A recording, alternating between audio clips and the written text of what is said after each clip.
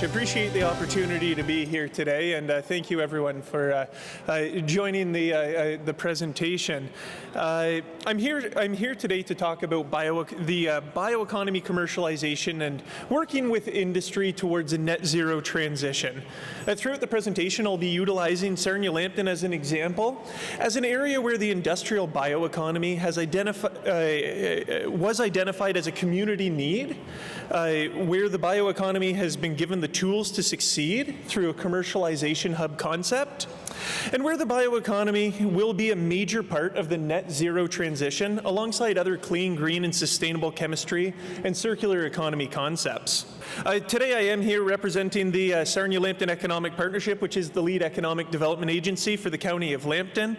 We provide all the services and functions that are necessary to help companies that are growing so that they can make site selection decisions, while also working closely with existing industries so that it can grow and thrive. Ultimately, we bring together these services with the vision that Sarnia-Lambton will be one of Canada's premier locations for potential new investment, and as a premier location, to live, work, and invest, and where economic prosperity is driven by innovation, growth, and diversification. To provide some context for those who might not be aware of the area, Sarnia-Lambton is located on the Canada-US border at the tip of Lake Huron. We are a cost-effective choice for businesses looking for efficient access to important markets in Canada and the United States, with access to export markets overseas. This includes our region having the second busiest commercial border crossing between Canada and the US for trucks, the busiest commercial border crossing from a rail perspective, and access to the St. Lawrence Seaway by ship. Now, I believe Sarnia-Lambton's current industrial mix is a great example of the need for the net zero transition. There's no doubt that as a society, we will continue to be reliant on fossil fuel and non-renewable industries for a considerable period of time. But through the introduction of bio and renewable-based technologies alongside those circular economy concepts, and a focused effort on the pursuit of low-carbon alternatives, the impact of these traditional industries can be mitigated and a transition can occur, while still also being able to sustain a strong economic base linked to chemistry and energy. As I work through this presentation, I'll touch on all of the items found on this diagram, including brief discussions on the Sarnia-Lambton Energy and Chemistry Cluster, or our historic petrochemical and refining complex, the Sarnia-Lambton Hybrid Chemistry Cluster, Ontario's Hydrogen Hub, and the development of the net zero industry associated to all of this. To begin, it is important to understand the history of the chemical and energy industry in the area. Originating in the 1850s and really growing through the 1940s and through the 70s, the complex includes 3 major refineries and over 30 chemical and energy operations. These include all sorts of international companies such as Suncor, Imperial Oil, Nova, Shell, Arlanxeo, Plains Midstream, and many others, producing everything from gasoline to diesel to lubricants to ethylene and polyethylene, ammonia, and so on. The industry continues to perform okay these days. However, the industry does operate across a very simple and straight value chain, and it has faced some level of consolidation.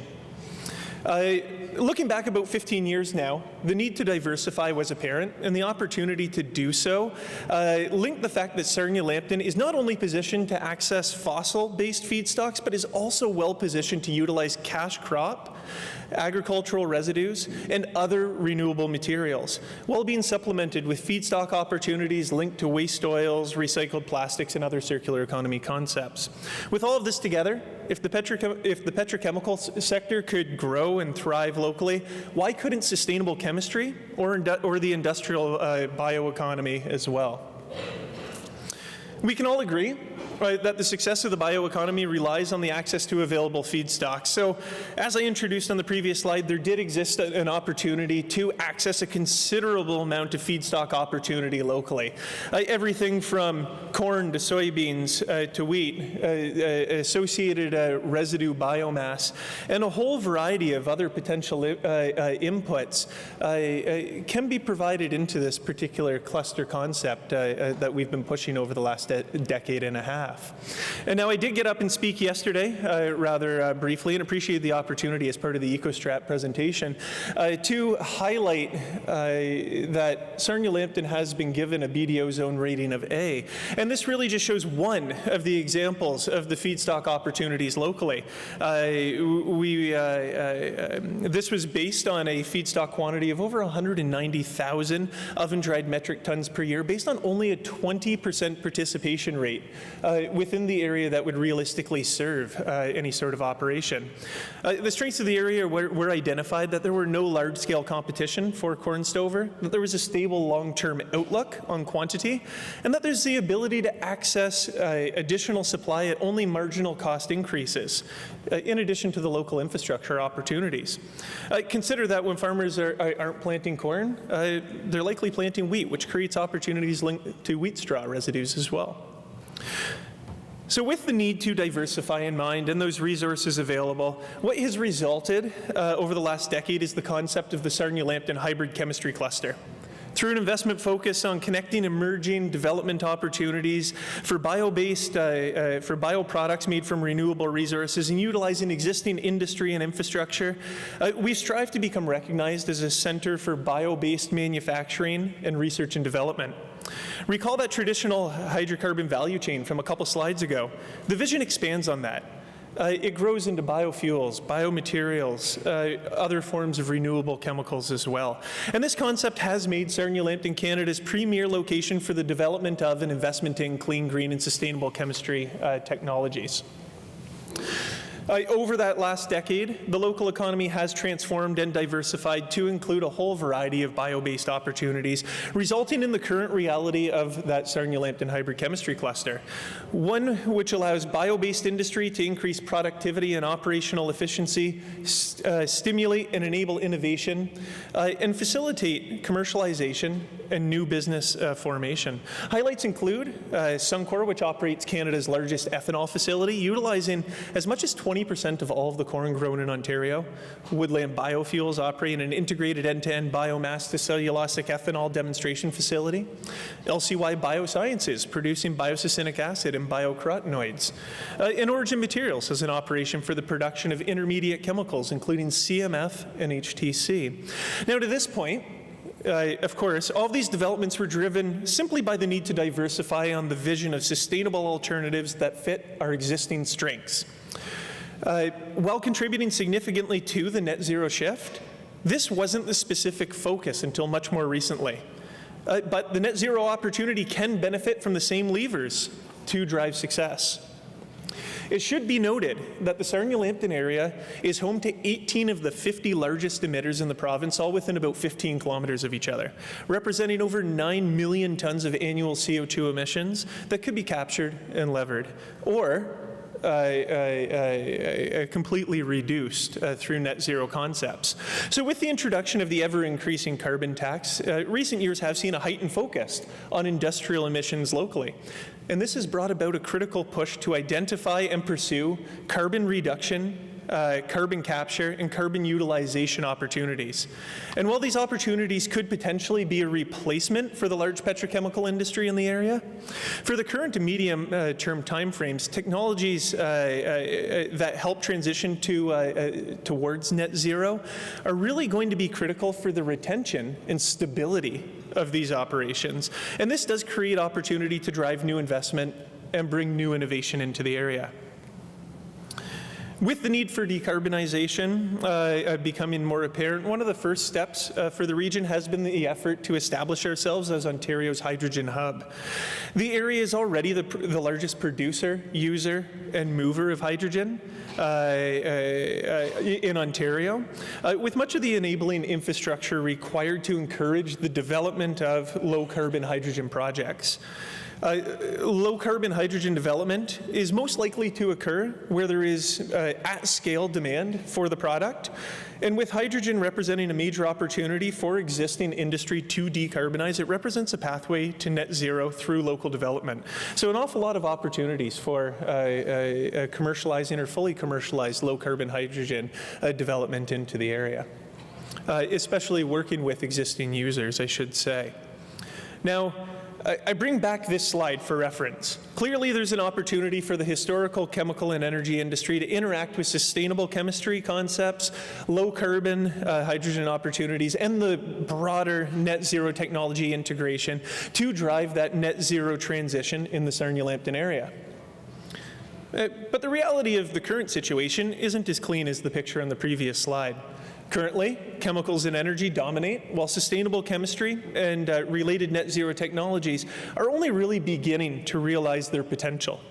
As we get closer to 2050, chemicals and energy in their traditional form will likely still continue to be of importance, but through an ever-increasing integration of sustainable chemistry and a growing need to apply those net zero technologies over time so that there is that successful transition to see these industrial sectors either overtake or consume that historic industry. To get there, continued commercialization is critical. So how do we get to commercialization? The hybrid chemistry cluster is supported through a commercialization hub process that encourages the development of an idea from research to incubation to acceleration and ultimately commercialization.